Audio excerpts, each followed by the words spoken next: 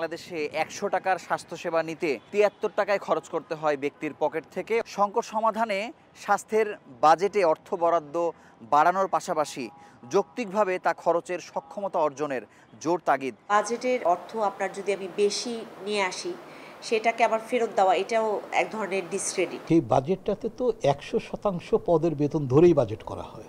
আমার যদি ৮০% পদ থাকে আর ২০% ফাঁকা থাকে, তাহলে ২০% খরচ হবে না, এটা তো ধ্রুব সত্য। যদি বাজেট বাড়াতে হয় তাহলে অ্যাক্টিভিটিস বাড়াতে হয়। সাপোর্ট স্টাফ, এই যে ক্লিনার থেকে শুরু করে অনেক সাপোর্ট স্টাফ লাগে আমাদের। তো এই পোস্টগুলো যদি পূরণ করা হয় তাহলে কিন্তু বাজেট বাড়ে। এই যে আমরা বিভিন্ন জায়গায় কমিউনিটি ক্লিনিক করছি, আমরা বিভিন্ন জায়গায় উপজেলা হেলথ কমপ্লেক্স থাকে, ওখানে যদি আমরা জনবল সঠিক না দিতে পারি তাহলে কিন্তু আমরা চিকিৎসা তো ঠিকমতো আশা করতে পারি না। দেশের বিভিন্ন হাসপাতাল ভুগছে জনবল সংকটে, অথচ এডিপির বরাদ্দের টাকা ফেরত পাঠায় মন্ত্রণালয়। এজন্য দুর্বল ব্যবস্থাপনাকে দায়ী করছেন বিশেষজ্ঞরা। এখন সকালে এ নিয়ে থাকছে প্রতিবেদন, সঙ্গে আছি আমি মশিউর অনিক। সীমান্তে হত্যা কিংবা বাণিজ্য যে ঘাটতি, এই দুই দেশের সম্পর্কের মধ্যে দর কষাকষির জায়গাতে কোনো ক্ষেত্রে আমরা এগুলোর অমীমাংসিত বিষয় হিসেবে দেখব। তো আমাদের দৃষ্টি থাকবে যে কোথায় আমরা প্রোগ্রেস অর্জন করেছে, আমরা আমাদের মতো করে বেনিফিটেড হব। ভারত যেটুকু হয়েছে আমরা সেটুকু হব, সেই চিন্তা করার কোনো সুযোগ পররাষ্ট্রনীতির মধ্যে নেই। পানি বন্টনের বিষয়ে সব আমাদের ৫৪টা নদী আছে, এর মধ্যে একটাতে গঙ্গা চুক্তি মাত্র আমরা করতে পেরেছি, অন্য বিষয়গুলো নিয়ে আমরা এগোতে পারিনি। কাজে এই বিষয়গুলো নিয়ে আমাদের আরও মনে হয় যে আরও সচেতন হয়ে সক্রিয় হওয়া দরকার। ভারতের সঙ্গে তিস্তা চুক্তি, ট্রানজিট ও আমদানি রপ্তানিতে অনেকটাই পিছিয়ে বাংলাদেশ। বিশেষজ্ঞরা বলছেন বাণিজ্য আর চুক্তি ইস্যুতে কৌশলী ভূমিকা নিতে হবে বাংলাদেশকে। এখন সকালে এ নিয়েও থাকছে বিস্তারিত, তবে তার আগে বাজেটে স্বাস্থ্য খাতের বরাদ্দের খবর। দেশের স্বাস্থ্য খাতের উন্নয়নে এডিপির বরাদ্দের টাকা খরচ করতে না পেরে প্রতি বছরই ফেরত পাঠায় মন্ত্রণালয়। গড়ে ২৮% অর্থ খরচ করতে পারে না মন্ত্রণালয়, অথচ দেশের বিভিন্ন হাসপাতাল ভুগছে জনবল সংকটে। এজন্য দুর্বল ব্যবস্থাপনাকে দায়ী করছেন বিশেষজ্ঞরা। মুজাহিদ শুভ জানাচ্ছেন বাকিটা। নারীদের জরায়ুমুখের ক্যান্সার শনাক্তকরণ সর্বোচ্চ সংখ্যক ভায়া পরীক্ষার মাধ্যমে পরপর ২ বছর বাংলাদেশে চ্যাম্পিয়ন হয়েছে নারায়ণগঞ্জের ২৫০০ উপজেলা হাসপাতাল। একই সঙ্গে সর্বোচ্চ স্বাভাবিক প্রসবের মাধ্যমে ঢাকা বিভাগেও ২ বছর প্রথম হয়েছে এই হাসপাতাল। দেশের প্রথম উপজেলা হাসপাতাল হিসেবে ডিজিটাল পদ্ধতিতে রোগীর সিরিয়াল, ইতিহাস সংরক্ষণ, পরীক্ষা নিরীক্ষা, ফলো আপও শুরু করেছে হাসপাতালটি।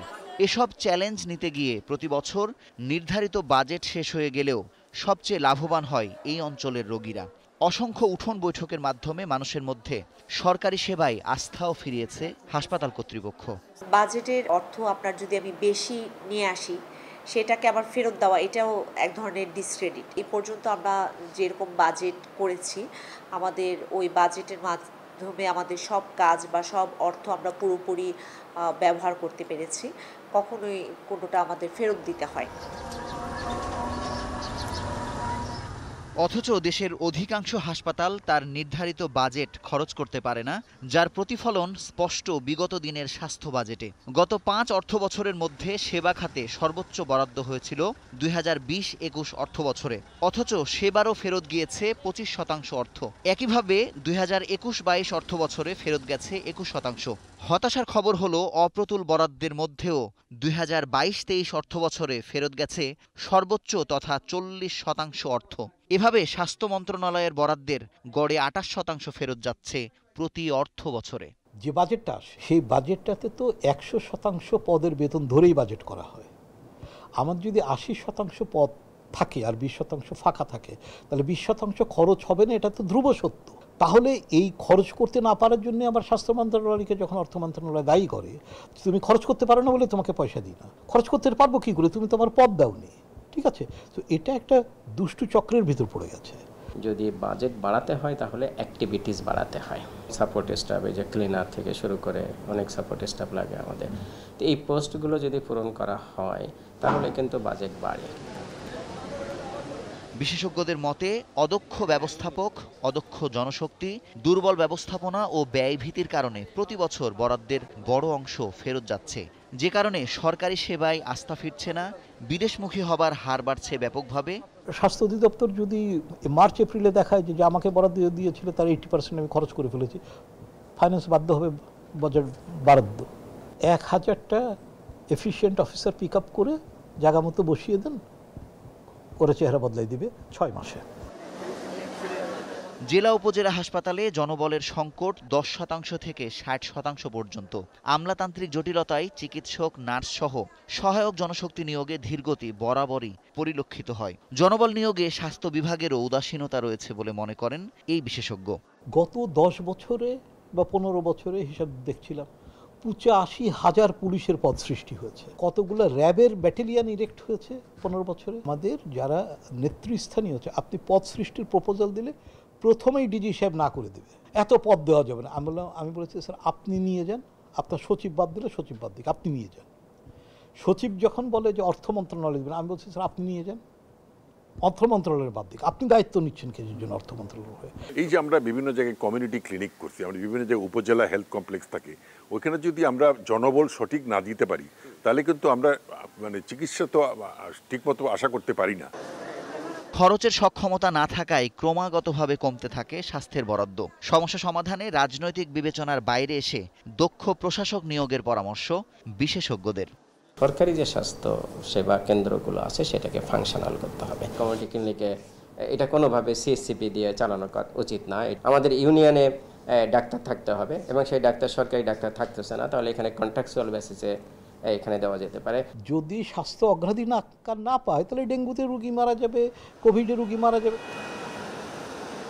বিশ্ব স্বাস্থ্য সংস্থা তথ্য বলছে বাংলাদেশে 100 টাকার স্বাস্থ্যসেবা নিতে 73 টাকায় খরচ করতে হয় ব্যক্তির পকেট থেকে, অর্থাৎ সরকারের অংশগ্রহণ সামান্যই।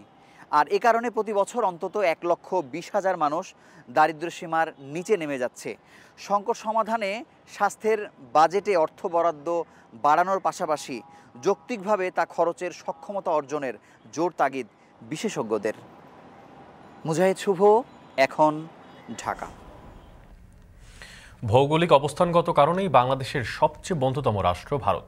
তবে বিভিন্ন চুক্তিতে এখনও পিছিয়ে বাংলাদেশ। বিশেষ করে তিস্তা চুক্তি, ট্রানজিট ও আমদানি রপ্তানিতে এখনও সুবিধাজনক অবস্থায় নেই বাংলাদেশ।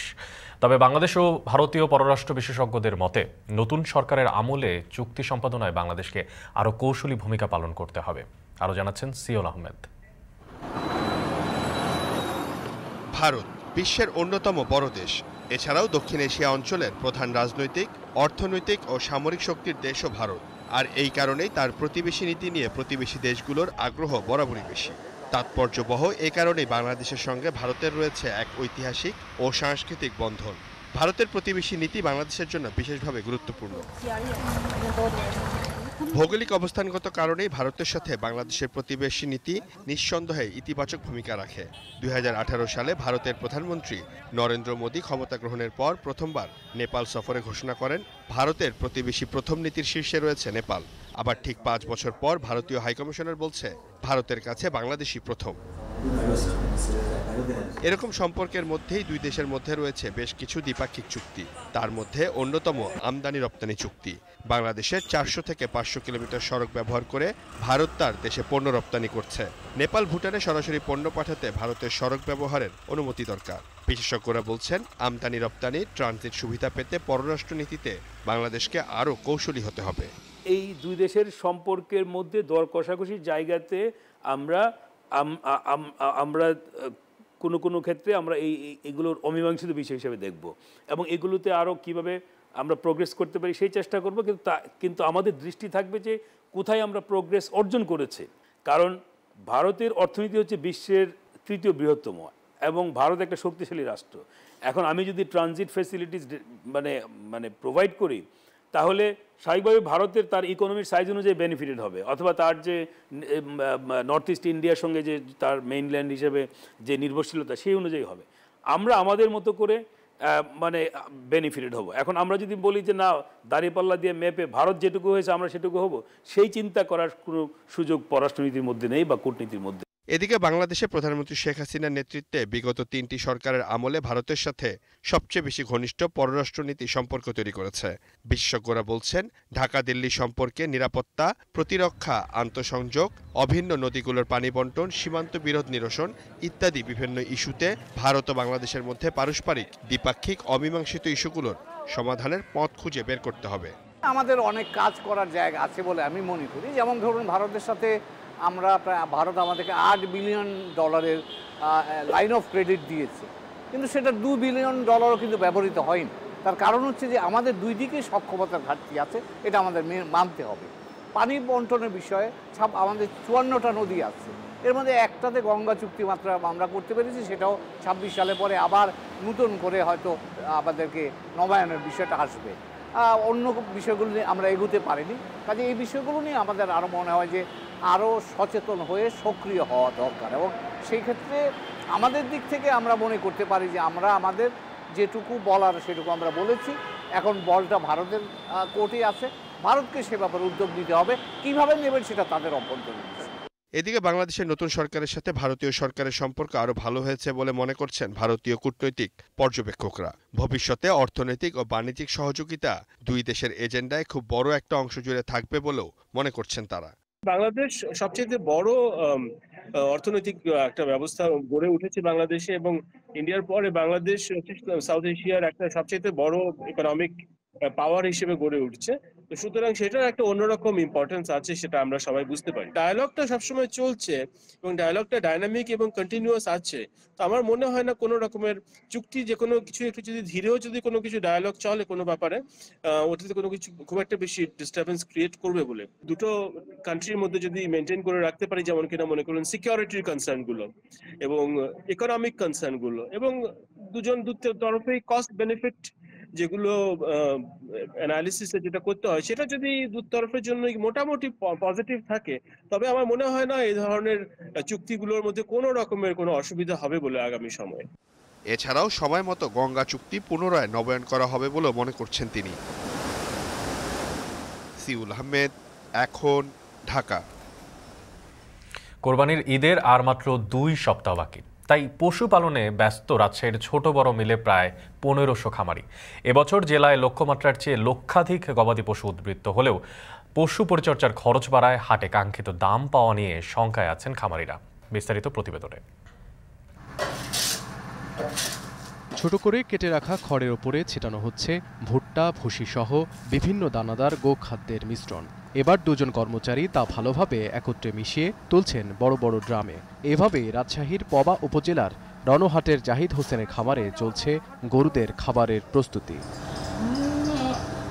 পারিবারিকভাবে একসময় স্বল্প পুঁজি নিয়ে ছোট পরিসরে গবাদি পশু পালন শুরু করেন জাহিদ। এরপর 4 বছর আগে 3 ভাইয়ের যৌথ উদ্যোগে রণহাটের 12 কাঠা জমিতে বাণিজ্যিকভাবে গড়ে তোলেন গবাদি পশুর খামার, যেখানে গরুর পাশাপাশি আছে বিভিন্ন দেশি বিদেশি উন্নত জাতের ছাগল ও গাড়ল। এবছর কোরবানির জন্য খামারটিতে পরিচর্যার মাধ্যমে প্রস্তুত করা হয়েছে 45টি গরু। আর এসব গরুর যত্নে সার্বক্ষণিক কাজ করছেন 6 জন পরিচর্যাকারী। গরু মোটা তাজাকরণে প্রতিদিন 3 থেকে 4 বেলা ভারী খাবার দেয়া সহ খামার পরিচর্যায় ব্যস্ততা বেড়েছে তাদের। সকালে একবার লেগে খাবার দিই, খাবার দেওয়ার পরে ছিটানে দিই যেন সম্পূর্ণ খাবার খেয়ে নেয়। সম্পূর্ণ খাবার খেলে গরু পেট ভরে থাকবে। ব্যবসাতে ধরেন যে একটু লাভ হবে কি হবে, আমরা ওই ইয়াতে ধরেন যে একটু পরিশ্রম করে আমরা খাওয়াই। বর্তমানে প্রায় কোটি টাকার অধিক গবাদি পশু রয়েছে জাহিদের এই খামারে। আর প্রতিদিন এসব গরুর পরিচর্যায় ব্যয় করতে হয় 8 থেকে 15,000 টাকা পর্যন্ত। গোখাদ্যের বাড়তি দামের কারণে খামার পরিচালনায় হিমশিম খাচ্ছেন প্রান্তিক খামারিরা। এবছর মাত্র 30 থেকে 40 টার মতো রাখছি। আমাদের আয় হচ্ছে না, আমাদের ব্যয় বেশি, লাভের সংখ্যা অনেক কম। এবার ছোট বড় মিলে জেলার প্রায় 1500 খামারে কোরবানির পশু প্রস্তুত হয়েছে। এরই মধ্যে অনেকে বিক্রির জন্য হাটে তুলছেন তাদের পশু। তবে গোখাদ্যের দাম বেশি হওয়ায় পশু পরিচর্যায় ব্যয় বেড়েছে। তাই হাটে পশুর কাঙ্ক্ষিত দাম না পেয়ে লোকসানের শঙ্কায় বেশিরভাগ খামারি ও গরু ব্যবসায়ী। বাসায় পুষিয়ে কেনা দিয়ে ধরে ফিডের যে দাম, গরুর যে খাবারের যে তুলনা অনুযায়ী 30 থেকে 50,000 টাকা করে ঘাটতি পড়ছে প্রত্যেকটা পার পিসে গরুতে। আমদানি বেশি, মানে বেচা কিনা কম, গ্রামে যে কিনা আছে না। হাটে আসি ধরেন যে কাস্টমার কম, বেচা কিনা ঢিল, আমার লস হয়েছে বেশি বেশি।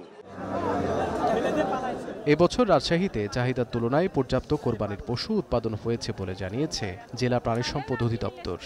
উদ্বৃত্ত আছে প্রায় 1,41,000-এর অধিক গবাদি পশু। আমরা আমাদের রাজশাহী জেলার চাহিদা মিটে আমরা সারা দেশে এই গবাদি পশুগুলো বিভিন্ন জেলায় পৌঁছে যাবে। কোরবানির ঈদ ঘিরে এবার জেলায় লক্ষ্যমাত্রার বিপরীতে উৎপাদন হয়েছে 83,365টি গরু, 3,42,000 ছাগল ও 36,000 ভেড়া সহ অন্যান্য কোরবানির পশু। এতে উদ্বৃত্ত থাকছে প্রায় লক্ষাধিক পশু। এখন রাজশাহী। কক্সবাজার সৈকতে আছড়ে পড়ছে বাদামি রঙের ঢেউ। অনেকে এটিকে দূষিত পানি ভেবে উদ্বেগ প্রকাশ করছেন, আর বিশেষজ্ঞরা বলছেন সমুদ্র জলের হঠাৎ এই রং পরিবর্তনের কারণ ফাইটোপ্ল্যাঙ্কটন ব্লুম। এতে পানিতে কমছে দ্রবীভূত অক্সিজেনের মাত্রাও, সেই সঙ্গে হুমকির মুখে মাছসহ অন্যান্য জলজ প্রাণীর জীবন। মন্তোষ বেদজ্ঞর প্রতিবেদনে ছবি তুলেছেন মোহাম্মদ রাসেল।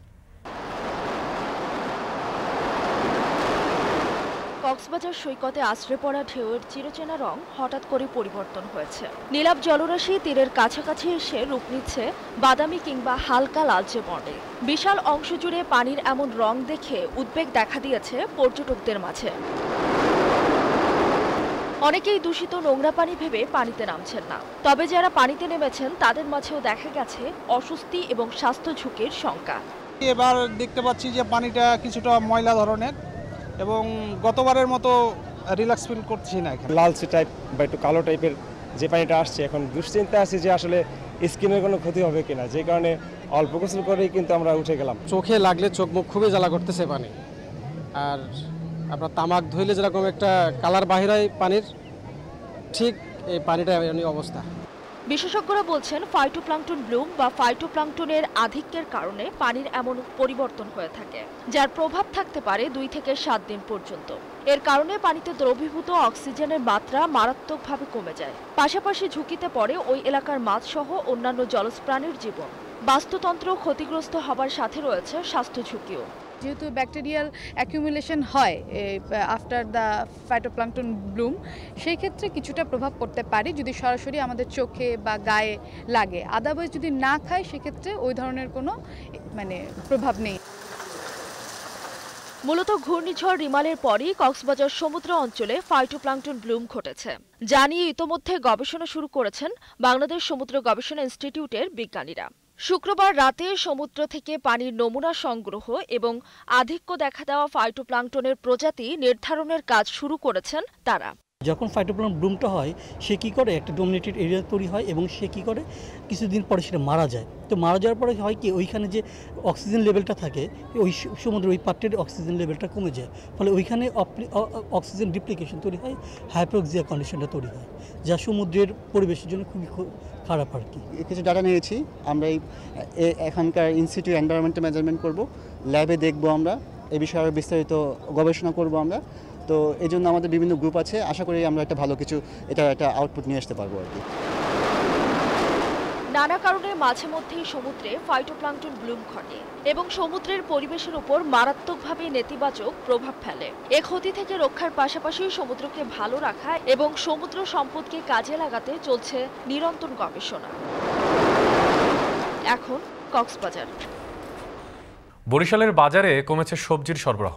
এতে কেজিতে 5 থেকে 10 টাকা বেড়ে বিক্রি হচ্ছে শসা, টমেটো, লাউ সহ বেশ কিছু সবজি। সবথেকে বেশি দামে বিক্রি হচ্ছে কাঁচামরিচ। এ বিষয়ে আরও জানাতে বহুমুখী সিটি পাইকারি কাঁচা বাজার থেকে যুক্ত হচ্ছেন সহকর্মী অমিত হাসান। অমিত, বাজারে সরবরাহ পরিস্থিতি কেমন দেখছেন, আর দরদাম নিয়ে সর্বশেষ কি তথ্য আছে আপনার কাছে? সরজমিনে কি দেখছেন জানাবেন।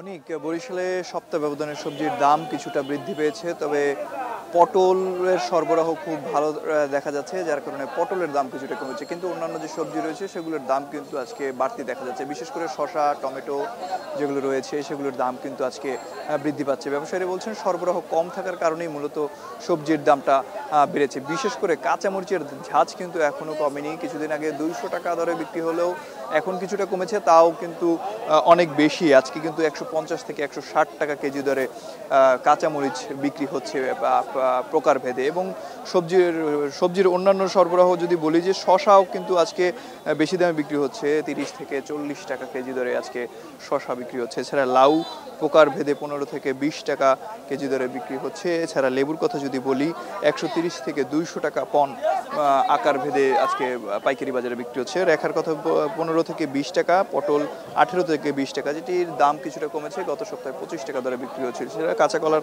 কথা যদি বলি কাঁচা কলা 20 থেকে 30 টাকা দরে বিক্রি হচ্ছে, ঢেঁড়স 20 টাকা, বরবটি 40 থেকে 45 টাকা। এছাড়া পেঁপে যেটি রয়েছে 30 থেকে 35 টাকা দরে বিক্রি হচ্ছে। এবং যে লাউয়ের সরবরাহ কিন্তু ভালো দেখা যাচ্ছে এবং পটলের সরবরাহ আজকে বাজারে বেশ ভালো রয়েছে, যার কারণে কিছুটা কম দামে বিক্রি হচ্ছে। কিন্তু করলার দাম কিন্তু বৃদ্ধি পেয়েছে, করলা কিন্তু আজকে 50 টাকা 55 টাকা দরে আজকে বাজারে বিক্রি হচ্ছে। এবং অন্যান্য সবজির কথা যদি বলি, অন্যান্য সবজির প্রভাবটাও কিন্তু পড়েছে এই বাজারে, এবং এই বাজারে দাম বাড়ার ফলে খুচরা বাজারে যে প্রভাবটা রয়েছে সেটি কিন্তু বেড়েছে। খুচরা বাজারে কিন্তু এই সবজি দেখা যাচ্ছে 5, 10, 15 টাকা দর বেশি দরে কিন্তু খুচরা বাজারে বিক্রি হচ্ছে। এবং আরেকটু যদি বলি যে বরিশালের এইটি কিন্তু মূলত মূল পাইকারি কাঁচা বাজার, যেখান থেকে সবজি বিভিন্ন স্থানীয় পর্যায়ের যে বাজারগুলো রয়েছে সেখানে সরবরাহ হয়ে থাকে। এবং একই সাথে যদি আরেকটু বলি যে এই সবজির বাজার থেকেই কিন্তু বরিশালের যে আশপাশের বাজারগুলো রয়েছে নদীর পথে কিংবা সড়ক পথে, সেখানে কিন্তু সবজি সরবরাহ হয়ে থাকে। সুতরাং এখানে দাম বাড়লে কিংবা কমলে সেই প্রভাবটা কিন্তু অন্যান্য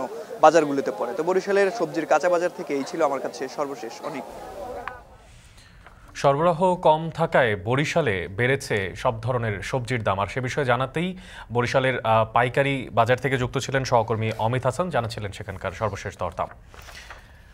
কুষ্টিয়ায় বেড়েই চলেছে তামাকের চাষ।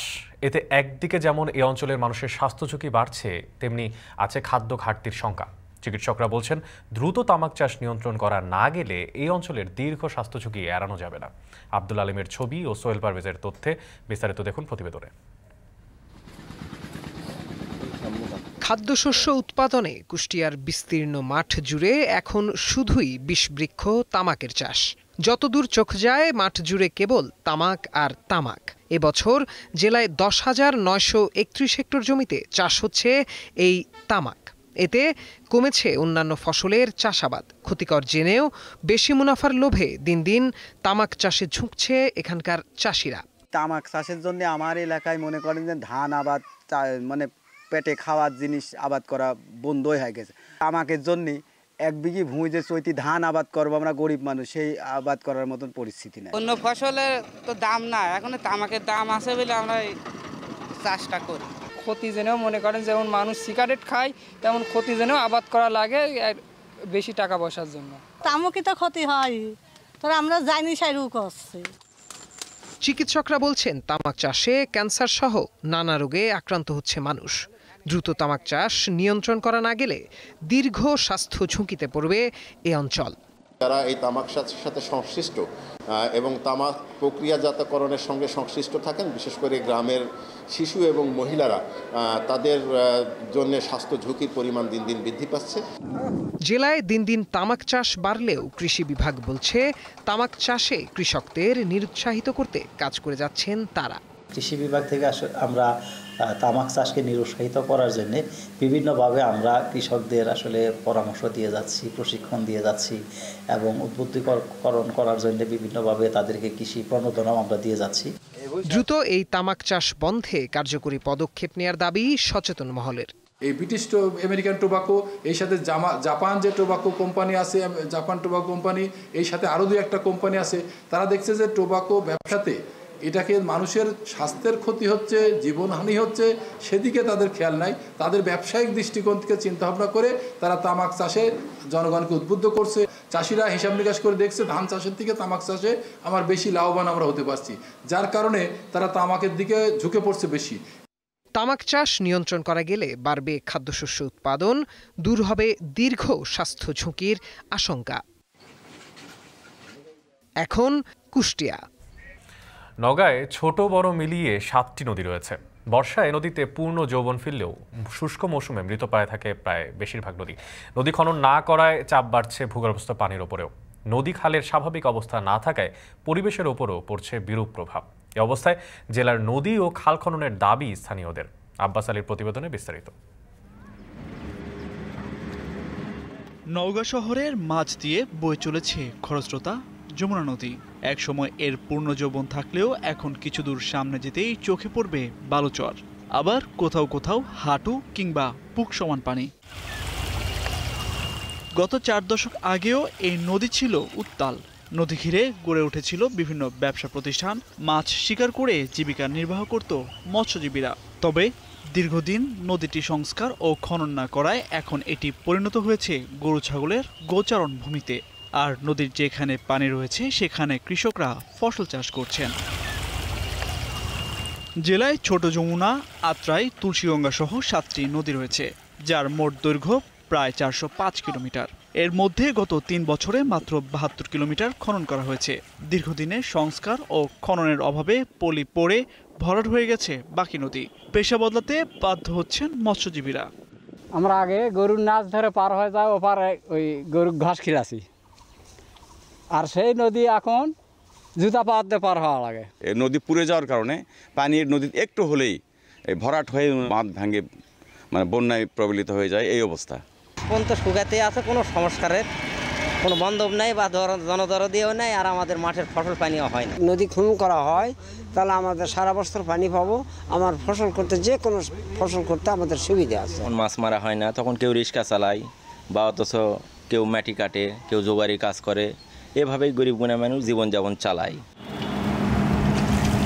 যতটুকু অংশে পানি আছে সেখানেও দখল ও দূষণের দৌরত্বে কমছে পানি। এই কারণে নদী কিংবা খাল থেকে সেচের জন্য প্রয়োজনীয় পানি পাচ্ছেন না কৃষকরা। এই অবস্থা থেকে উত্তরণে আন্দোলন করেও কাঙ্ক্ষিত সমাধান মেলেনি বলছেন পরিবেশবিদরা। বিভিন্ন বাণিজ্যিক কেন্দ্র, বিভিন্ন বসত ভিটা এবং সেখানে দখল করার যে একটা পাঁয়তারা, সেটার একটা মহা উৎসব চলল। নদী দখল এবং দূষণ যদি রোধ করা না যায় তাহলে কিন্তু নদী থাকবে না। বয়লার ছাই সহ যে বর্জ্য পানি টোটাল নদীতে ফেলা হয়, এটার জন্য আমরা নওগাঁ ডিসি অফিসে আগে আমরা কমপ্লেন করছি, কোনো ব্যবস্থা করা হয়। আইনের আওতায় এনে কিছু ব্যবস্থা যদি না নেওয়া হয়, শাস্তির আওতায় যদি না আনা যায়, এটা দখল দূষণ রোধ করা সম্ভব না।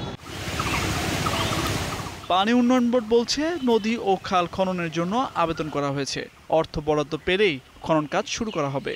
48টা খননের জন্য 64 জেলা অভ্যন্তরস্থ ছোট নদী খাল জলাশয় প্রকল্পের দ্বিতীয় পর্যায়ে আমরা অন্তর্ভুক্ত করছি। যদি প্রকল্পটি পাস হয়ে থাকে তাহলে এই নওগাঁ জেলা সহ সারা বাংলাদেশে এই খাল এবং নদী খননের প্রক্রিয়া শুরু হবে। নদীর নাব্যতা ফিরিয়ে আনতে এবং প্রাণ প্রকৃতির রক্ষায় শিগগিরই নদী খননের দাবি এলাকাবাসীর। এখন নওগাঁ। টানা তাপপ্রবাহের কবলে টান পড়েছে মাছের পোনা উৎপাদনে। আবার বৃষ্টি না থাকায় কেনাবেচাও কম। এর মধ্যেই খাদ্য আর ওষুধের লাগামহীন বাজার ক্রমশ দুশ্চিন্তার ভাঁজ ফেলছে পোনা চাষিদের কপালে। এমন পরিস্থিতিতে ক্ষতিগ্রস্ত হবার শঙ্কা আছে বগুড়ার শত কোটি টাকার বাজারে। সাইফুল সাগরের ক্যামেরায় হেদায়েতুল ইসলাম বাবুর প্রতিবেদনে বিস্তারিত। মাছের পোনার জন্য সুপরিচিত বগুড়ার কাহালু উপজেলা। বংশ পরম্পরায় এখানকার অন্তত 40,000 মানুষ জড়িত এই কাজে। সারা দেশের মাছ চাষিদের ভরসার এই জায়গায় মাসে বিক্রি হতো প্রায় 50 কোটি টাকার মাছের পোনা। তবে হালে কাঙ্ক্ষিত বৃষ্টি না হওয়া আর টানা তাপপ্রবাহ দুর্বিপাকে ফেলেছে ব্যবসায়ীদের।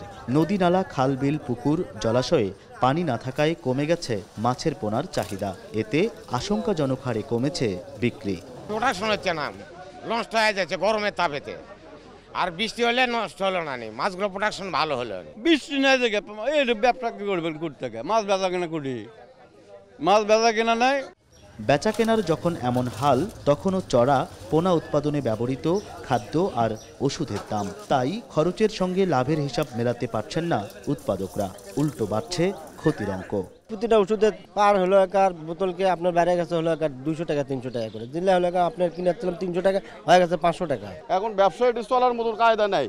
এখন যে অবস্থা আমরা এখন বসে আছি, এতে গাবলাদের একটা পাইকার নাই, কোনো বেচা কেনা নাই।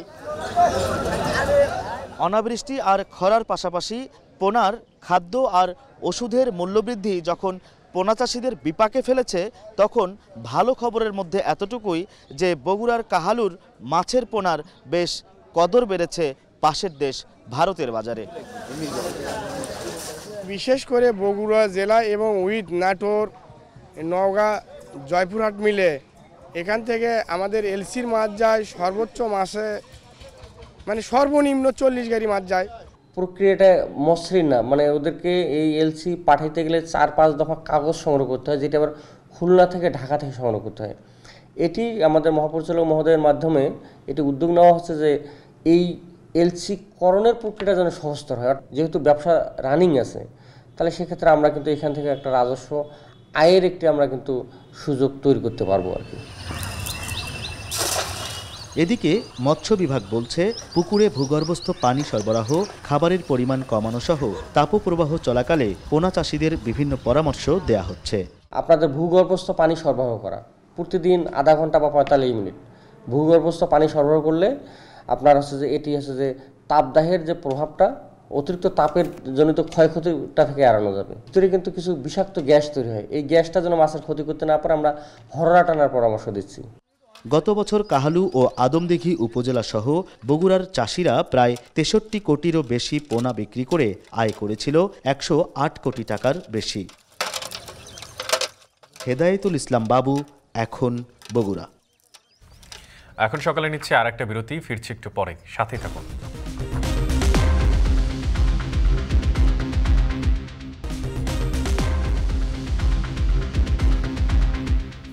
বিরতির পর ফিরে এলাম, আপনারা দেখছেন এখন সকাল। হোটেল রেস্তোরাঁর উচ্ছিষ্ট খাবার দিয়ে সংযুক্ত আরব আমিরাতে তৈরি করা হচ্ছে জৈব সার। এর মাধ্যমে মরুভূমিতে কৃষি বিপ্লব ঘটানোর পাশাপাশি খাদ্য বর্জ্য থেকে নির্গত কার্বন ডাই অক্সাইড রোধের চেষ্টা করছে দেশটির একটি রিসাইক্লিং অ্যাপ। এতে দেশেই জৈব সার উৎপাদন হওয়ায় কৃষি খাতে বিনিয়োগে আগ্রহী হচ্ছেন অনেকেই। আরও জানাচ্ছেন তৌহিদুর রহমান। বিশ্বে প্রতিদিন খাদ্যের প্রায় 1/3 পরিণত হয় বর্জ্যে। বছরে এর পরিমাণ দাঁড়ায় 130 কোটি টনের উপরে, যা থেকে বায়ুমণ্ডলে নির্গত হয় 330 কোটি টনের সমপরিমাণ কার্বন ডাই অক্সাইড। এতে বৈশ্বিক তাপমাত্রা আরও ত্বরান্বিত করছে। খাদ্যের উচ্ছিষ্ট অংশ ফেলে দিয়ে আবর্জনার পাহাড় না গড়ে ফেলনা খাদ্য বর্জ্য হয়ে উঠতে পারে অর্থনৈতিক চালিকা শক্তির অন্যতম গুরুত্বপূর্ণ উপাদান। এতে আয়ের পাশাপাশি ঠেকানো যাবে পরিবেশ দূষণও। একটি রিসাইক্লিং অ্যাপের মাধ্যমে এই থিওরিতে এগুচ্ছে আমিরাতের একটি রিলুপ প্ল্যাটফর্মের উদ্যোক্তারা। বর্জ্যমুক্ত বিশ্ব করায় অবদান রাখা দুবাইয়ের এই প্ল্যাটফর্মটির যাত্রা শুরু 2021 সালে। বর্তমানে 100টির বেশি হোটেল ও রেস্তোরাঁর বর্জ্য সংগ্রহ করছে রিলুপ প্ল্যাটফর্মটি। এছাড়া 3 বছরে বিভিন্ন জায়গায় ফেলে রাখা আবর্জনা থেকে অন্তত 10 লাখ কেজি খাদ্য বর্জ্য সরিয়ে নিতে সক্ষম হয়েছে উদ্যোক্তারা, যা থেকে 12 lakh KG carbon die oxide নির্গমন রোধ করা সম্ভব হয়েছে বলে দাবি করা হচ্ছে। এছাড়া খাদ্য বর্জ্যকে জৈব সারের রূপ দিয়ে মরুভূমির বালুকাময় মাটিকে চাষাবাদ উপযোগী করে গড়ে তোলার চ্যালেঞ্জে এগোচ্ছে উদ্যোক্তারা। We look here at the farming industry. One of the main challenges is rich soil, and most of the soil and fertilizers in the country are more than 90% of it is imported from outside the country, while here we can produce rich compost and soil locally from food waste. খাদ্য বর্জ্য থেকে তৈরি এসব জৈব সারের চাহিদা বাড়ছে দেশটিতে, যা ব্যবহার করে মরুভূমিকে পুষ্টিকর ফল ও শাকসবজি উৎপাদনে উপযুক্ত করে গড়ে তোলা হচ্ছে। নিজ দেশে জৈব সার উৎপাদন শুরু হওয়ায় কৃষি খাতে বিনিয়োগে আগ্রহী হচ্ছেন স্থানীয়রা। গড়ে তোলা হচ্ছে কৃষি খামার। وجود يعني سماد عضوي طبيعي، وايضا لاحظت انه ما شاء الله بدون رائحه، وهذا يعني ميزه اضافيه للسماد اليوم، بالاضافه الى امكانيه انتاجه بكميات كبيره توفرها للمزارعين في المستقبل। 2030 সালের মধ্যে খাদ্য বর্জ্যের কারণে সৃষ্ট ক্ষতিকর প্রভাব 50% কমিয়ে আনার লক্ষ্যে এগোচ্ছে সংযুক্ত আরব আমিরাত, যেখানে গুরুত্বপূর্ণ অবদান রাখছে খাদ্য বর্জ্য সংগ্রহ করে তৈরি জৈব সার প্রস্তুতের এই প্রক্রিয়া। তৌহিদুর রহমান, এখন বিশ্ব। সস্তায় কেনাকাটা, খাবার ও বিনোদনের জন্য হংকংবাসীর কাছে জনপ্রিয় হয়ে উঠেছে চীনের শেনজেন শহর। অল্প দূরত্ব, উন্নত যোগাযোগ ব্যবস্থা, সহজ লেনদেন ও ভিসামুক্ত প্রবেশের সুবিধা আকৃষ্ট করছে হংকংয়ের বাসিন্দাদের। দৈনন্দিন ও নিত্যপণ্যের জন্য সীমান্ত পাড়ি দিয়ে চীন যাচ্ছেন তারা। বিস্তারিত জানাচ্ছেন তানভীর জনি। হংকংকে চীনের মূল ভূখণ্ডের সঙ্গে যুক্ত করেছে আধুনিক নগরী শেনজেন। চীনের সীমান্তবর্তী এই বাণিজ্যিক শহর কেনাকাটা, খাবার দাবার ও বিনোদন ব্যবস্থার জন্য সুপরিচিত।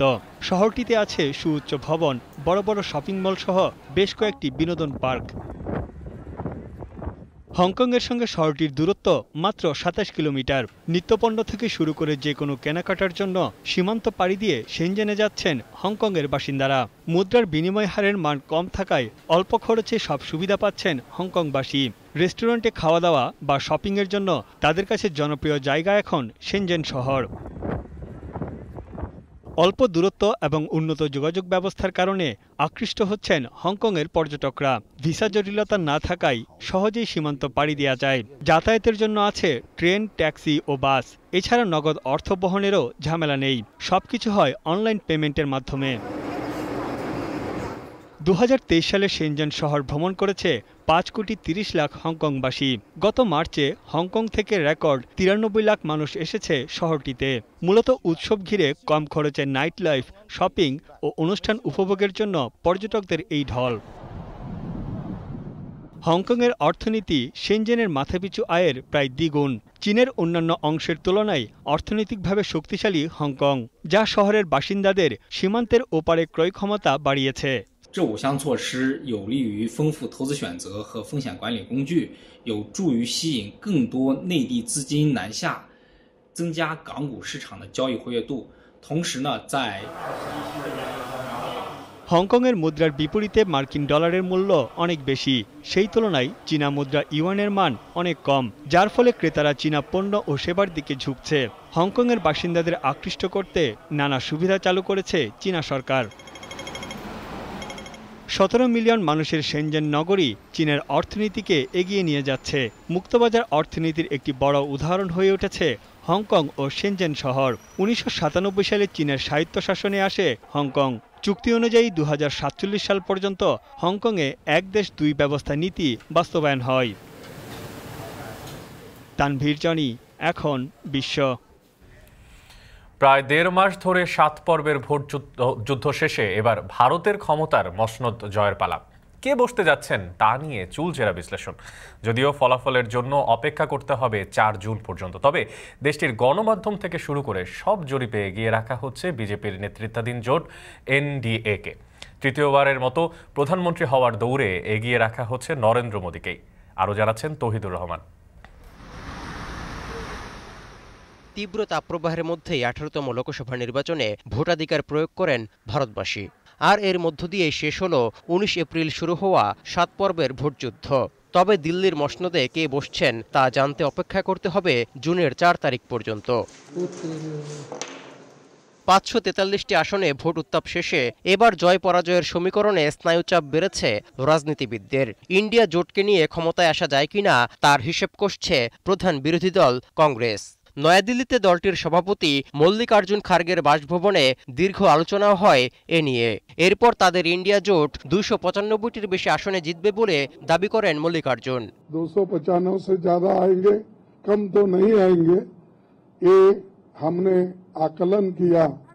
এদিকে নির্বাচনী প্রচারণার সময় থেকেই ৪০০টি আসনে জয়ের ব্যাপারে আশাবাদী নরেন্দ্র মোদী। প্রত্যাশার ফলাফল মিলে গেলে এনডিএ জোট থেকে তৃতীয়বারের মতো প্রধানমন্ত্রী হবেন এই নেতা। बीजेपी की सरकार बनाएगा एक गारंटी है। বিশ্বের সবচেয়ে বড় নির্বাচন শেষে শনিবার দেশটির গণমাধ্যম এনডিটিভির পর্যবেক্ষণেও এমনটাই আভাস মিলছে। ভারতীয় এই গণমাধ্যমের পর্যবেক্ষণে দেখা যায় ৫৪৩টি আসনের মধ্যে ৩৫০টির বেশি আসন জিততে পারে ক্ষমতাসীন এনডিএ জোট, আর ইন্ডিয়া জোট পেতে পারে ১২৫ থেকে ১৫০টি আসন। দেশটিতে সাধারণ সংখ্যাগরিষ্ঠতার জন্য একটি দলের প্রয়োজন ২৭২টি আসন। এ নির্বাচনে ৭৩ বছর বয়সী মোদী বিজয়ী হলে তিনিই হবেন স্বাধীনতার নেতা জওহরলাল নেহরুর পর দ্বিতীয় কোনো প্রধানমন্ত্রী যিনি টানা ৩ বার ভারত শাসন করবেন। তৌহিদুর রহমান, এখন বিশ্ব। শেষ করছি এখন সকাল। এখন টেলিভিশন ওয়েবসাইটে দেখতে ভিজিট করুন www.ekon.tv। এছাড়া এখন টেলিভিশন ফেসবুক দেখতে ভিজিট করুন facebook.com/tv.ekon এবং ইউটিউবে এখন টেলিভিশন দেখতে ভিজিট করুন youtube.com/c/ekontv।